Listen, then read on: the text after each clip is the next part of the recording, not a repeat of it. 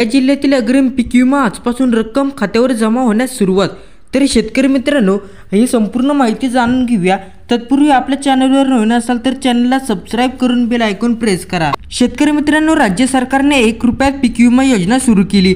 नंदुरबार जिल्ह्यात दुष्काळी परिस्थिती असली तरी विमा कंपन्यांनी भरपाई न देण्यासाठी राज्य शासनाकडे अपील दाखल केले होते। मात्र राज्य सरकारने विमा कंपन्यांचे अपील फेटाळल्याने शेतकऱ्यांना अग्रिम रक्कम मिळण्याचा मार्ग मोकळा झालेला आहे। नंदुरबार जिल्ह्यातील 1,35,000 शेतकऱ्यांच्या खात्यावर रक्कम जमा होणार आहे। खरीप हंगामातील प्रतिकूल परिस्थितीमुळे नुकसानी संदर्भात राज्य शासनाने अधिसूचना काढली होती। या अधिसूचनेवर विमा कंपन्यांनी अशंत आक्षेप घेतले होते।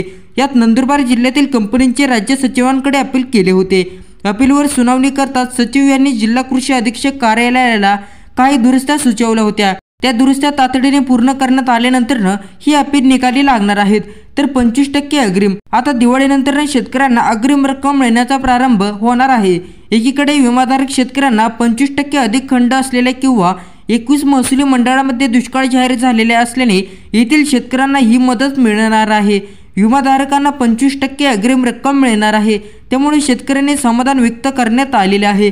तर शेतकरी मित्रांनो, ही होती आजची अपडेट। व्हिडिओ आवडला तर व्हिडिओला लाईक करा आणि चॅनलला सबस्क्राइब करा। धन्यवाद।